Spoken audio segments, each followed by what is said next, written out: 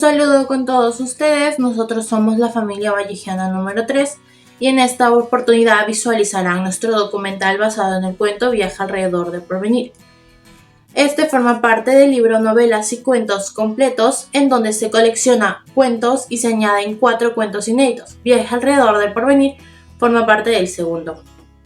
Estos fueron supervisados por Georgette, que señala que fueron escritos entre 1935 y 1936, para su posterior publicación en 1967.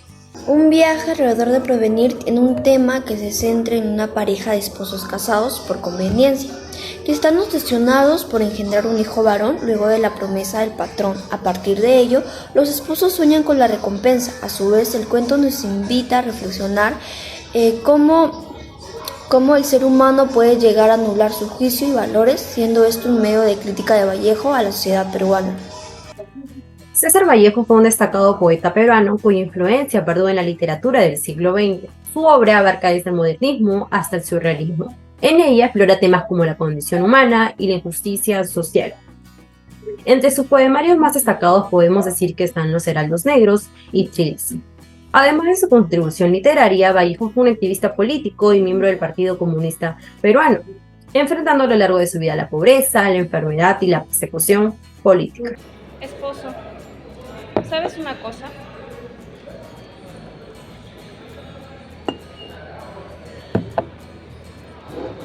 Eva ha dado a luz esta mañana y me enteré que la criatura es una mujercita. Sonsa, ¿acaso él no pudo procrear un hijo varón? No sé, eso me enteré. Tendré que averiguarlo por mis propias cuentas. El cuento se relata en la vida de dos esposos, conformada por el administrador que se casó con Eva, familiar del empresario, con el objetivo de mejorar su situación económica en la finca donde trabajaba. La esposa del patrón le comunica que Eva ha dado a luz a una niña, provocando la burla en este, para que luego se reúna con el administrador y le ofrezca una gran suma de dinero, 10.000 soles. Él, emocionado, le cuenta la noticia a Eva y desde entonces empiezan a tener visiones de cómo usarían e invertirían el dinero. Todo termina cuando tienen que hacer un cambio de planes, ya que se da cuenta que Eva está embarazada de una niña.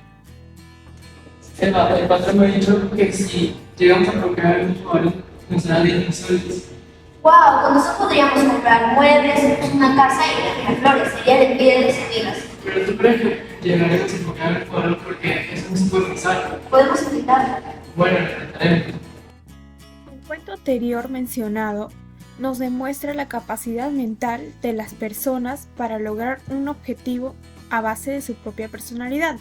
González en 1993 señala que el autor muestra a una pareja definida como un buen negocio, ya que se conoce que antes los campesinos estaban sujetos a un sistema matrimonial que hubo en el Perú, específicamente en la Sierra Central y en la Sierra Sur. Por ende, ese estado estuvo indudablemente determinado por el dominio de la tierra. Específicamente hace referencia a las haciendas. Es igual a la forma de los apellidos y vínculos de parentesco. Arturo, estoy muy decepcionado de ti. ¿Cómo es posible que hayas podido una vez practicar y no un hijo varón? Estos patrones no se pueden premiar. Arturo, uno puede intentar. Es más, si usted está celulosa, yo te recomendaré con mi ejemplo sólido.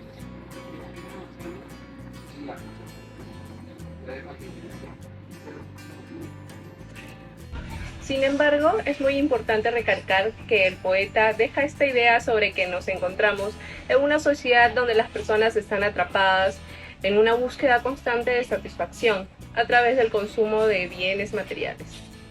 Estas cosas se convierten en una especie de refugio o sustitución de sus emociones y relaciones, lo que resulta en una desconexión de la vida real y de las influencias sociales, políticas y económicas que contribuyen a esta enajenación. En otra expresión se plantea la opinión de las personas pueden estar buscando la felicidad y el significado en el consumismo, en lugar de enfrentar y abordar las verdades, cuestiones y afectan sus vidas. ¿Esto quiere decir que los sentimientos se compran o se venden?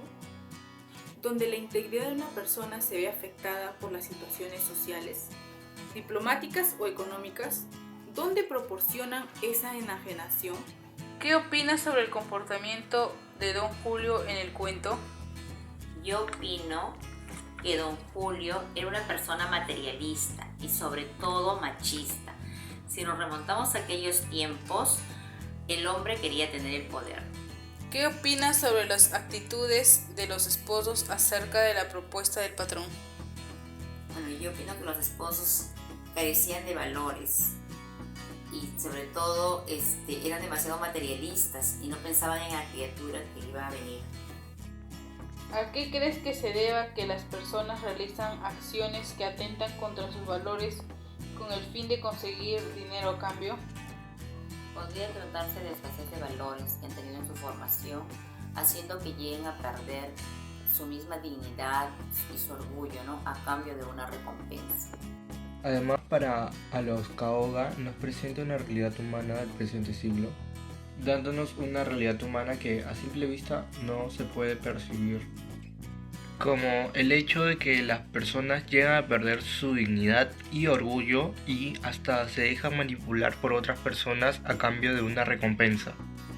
Dado que ese texto nos indica la realidad y también de una manera critica a la autora, dándonos una idea o interpretación de cuáles son los hechos de la capacidad de toma de decisiones de una persona de bajos recursos.